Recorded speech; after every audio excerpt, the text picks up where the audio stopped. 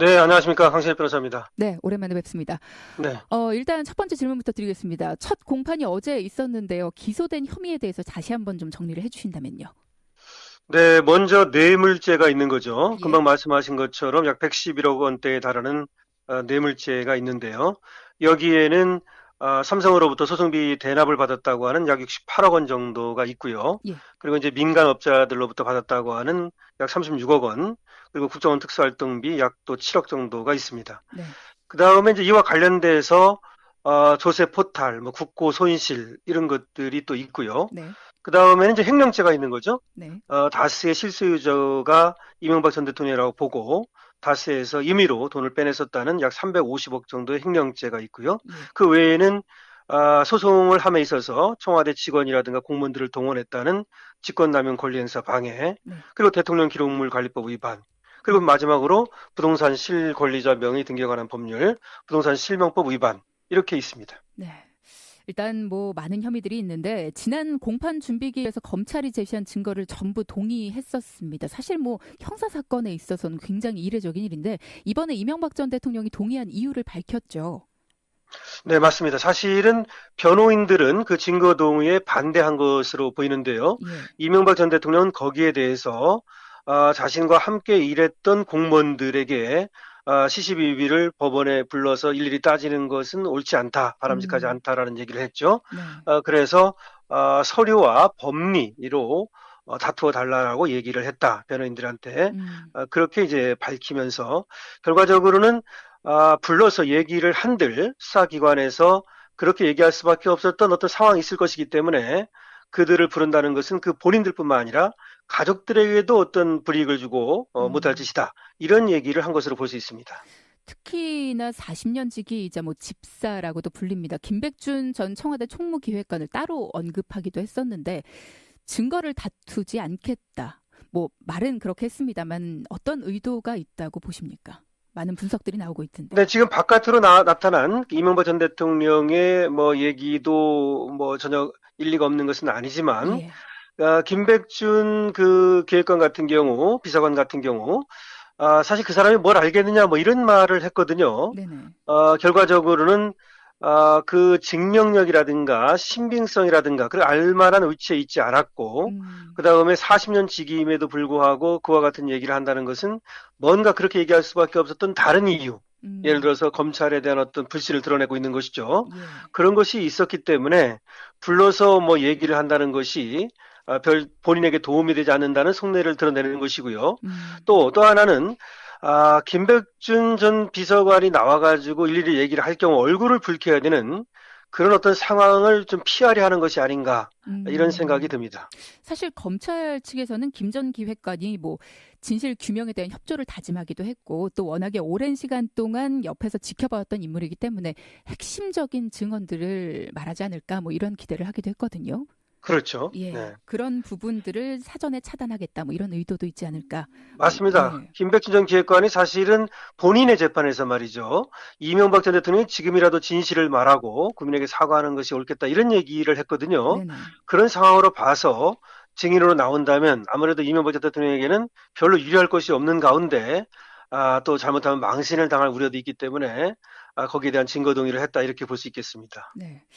자, 일단 이명박 전 대통령은 뭐 혐의를 부인하고 있다. 뭐 이렇게 정리를 해볼 수 있을 것 같은데 구체적으로 한번 들어보겠습니다. 먼저 다스에 대해서는 분명하게 형님의 것이다라고 이야기를 했고 가장 이해가 안 가는 것이 다스 문제다. 국가가 개입을 하는 것이 온당한가 의문이다. 뭐 이런 이야기까지 했습니다. 예, 맞습니다. 예, 다스의 이제 실소유주 의혹과 관련된 어떤 그 답변인데요. 예, 다스는 1985년에 자신의 형과 처남이 만드는 것이다. 예, 당시에 정세영 현대차 회장과 정주영 또 명예회장이 양해를 해서 만드는 것이고 본인이 거기에 관여한 것이 아니다라는 얘기를 하고 있는 것이죠. 예, 예. 그러면서 지금 말씀하신 대로 한 번도 이 다스의 실소유주를 두고 소유 관계를 두고 다툰 적이 없었는데 국가가 나서서 이것이 이명박 것이다 이렇게 얘기하는 것이 음, 과연 옳은 것이냐? 본인들은 아니라고 하는데 네, 이런 얘기를 지금 한 것이죠. 네네, 그리고 이제 다스의 실소유주 의혹을 다투는 이유는 다스와 관련해 가지고 횡령죄가 문제가 되는 것이고요. 네, 삼성 소송비 대납이라든지 이 다스와 관련된 문제가 많기 때문에 결국 이것을 법리적으로 형식적 소유주뿐만 아니라 실질적 소유주도 아니다라고 하는 것만 밝히게 되면 많은 혐의를 벗어날 수 있기 때문에 여기에 이제 중점을 두어서 먼저 얘기를 한 것으로 보입니다. 일단 뭐 횡령과 관련된 많은 죄들이 사라지게 되죠. 네, 네, 그렇습니다. 의혹들이. 자, 그리고 또 삼성 뇌물수수 혐의도 강하게 부인을 했습니다. 이건희 회장의 사면이 뇌물의 대가가 아니다. 평창 올림픽을 위해서다라는 이야기를 했어요. 예, 맞습니다. 이 얘기는 이제 사실은 이 부분에 대해서도 굉장히 좀 강하게 언급을 했는데요. 예. 이 사면이라고 하는 것이 국익을 위한 것이고 평창 음, 올림픽을 유치하기 위한 것이었지 본인의 사익을 위한 것이 아니다. 이렇게 강하게 얘기를 한 것이죠. 네, 이거는 결국 대가성을 부인한 것으로 볼 수 있거든요. 네네. 이 이면에는 법리적 어떤 쟁점을 부각시킴으로써 대가성이 없는 그런 사면이라면 뇌물이 성립할 수 없는 거 아니겠습니까? 네. 예, 그 얘기를 이제 한 것이죠. 그래서 음, 평창올림픽 유치가 그때 세 번째 도전이었는데 예. 이건희 회장의 사면을 요구하는 그런 상당한 요청이 있었고 그래서 국익을 위해서 이건희라고 하는 삼성 회장으로서가 아니라 이건희라고 하는 IOC 위원을 사면한 것이다. 음, 즉 회장이 아니라 삼성 회장으로서의 이건희가 아니라 네. IOC 위원 이건희를 사면한 것이다. 이렇게 얘기를 함으로써 결국 이제 뇌물죄를 이제 부인하는 하나의 입장이라고 하겠습니다. 정치적인 위험성도 있었지만 나는 국익을 위해서 한 것이다라는 이야기까지 했어요. 그죠? 그렇습니다. 예, 네. 그러니까 나라를 위해 했었다라는 것을 강조한 것으로 보이고 이 정경유착에 대한 소신을 강조한 부분은 일단은 뭐 여러 가지 다른 혐의들도 부인을 하기 위한 것이라고 봐야겠죠. 네, 그런 얘기를 했죠. 삼성 본관에 자신이 5년 대통령으로 있는 동안에 기업인을 들인 적이 없다라고 얘기하면서 음, 뭐 이학수가 이건이라면 모를까 이학수가 본관에 들어올 수는 없었다 이런 식의 얘기도 했습니다. 네. 자, 이전 대통령은 검찰에는 묵비권을 행사하면서 재판에는 협조하는 듯한 모습이었습니다. 많은 분들이 좀 의아해하셨어요. 왜 이런 모습을 보일까요? 그렇죠. 아무래도 상권 분립이라고 하는 상권 분립의 정신에 의하면 사법부는 독립되어 있는 거 아니겠습니까? 네네. 대통령으로부터도 말이죠. 예. 근데 지금 이제 검찰에 대한 비토, 검찰에 대한 불만을 우회적으로 표현하고 있는 것인데요.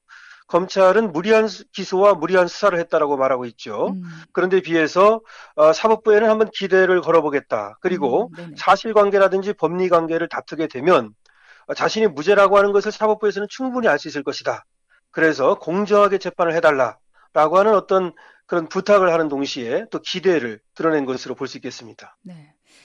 자, 그리고 이명박 전 대통령의 경우에는 박근혜 전 대통령과 달리 방청을 신청한 국민들이 많지 않았다. 뭐 이런 부분도 좀 의아한 점으로 기사들이 계속 나오고 있는데 변호사님께서는 이유를 어떻게 보십니까? 그렇죠. 이명박 전 대통령 같은 경우는 68석 중에 45석밖에 못 채웠어요. 그래서 예. 미달이 됐죠. 이거는 박근혜 전 대통령은 7.72대 1, 7.7대 1이었는데요. 여기에 네. 비해서 훨씬 못 미칩니다.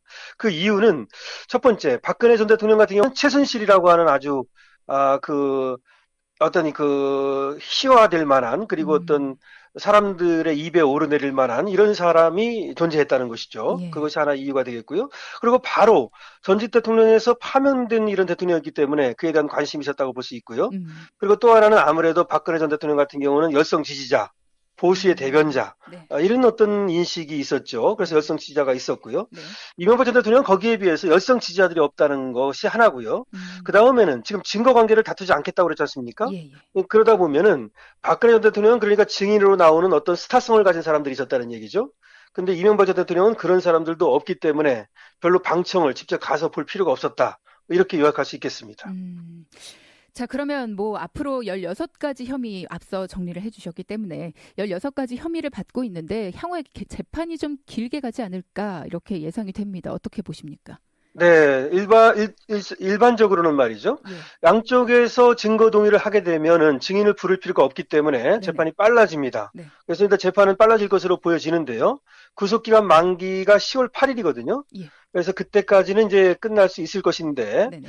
다만 아무리 이제 증거 동의를 한다 하더라도 검찰 측에서는 가족과 측근에 대한 어떤 증인 신청 그리고 이명박 전 대통령 측에서는 청와대 실무진 이런 사람들에 대한 증인 신청 가능성을 열어놓고 있거든요. 음, 그리고 박근혜 전 대통령은 사회 재판을 한 데 비해서 네, 이명박 전 대통령은 6월 말까지는 이해 재판을 하는 것으로 지금 잡혀 있습니다. 예, 예. 또 이제 서류 증거 조사를 하는데 한 22번 정도 시간이 필요하다고 검찰에서 밝혔고요. 예. 그런 것들을 고려한다면 아무리 빨라도 뭐 8월은 넘어가야 될 것 같고요. 음. 그래서 10월까지는 하여튼 결론이 나오지 않을까 이렇게 예측됩니다. 네, 10월까지는 결론이 네. 나오지 않을까. 그래도 어느 정도는 좀 길어지겠다라는 예측이 나오고 있습니다. 알겠습니다. 오늘 많은 얘기 나눠봤습니다. 강신업 변호사였습니다. 고맙습니다.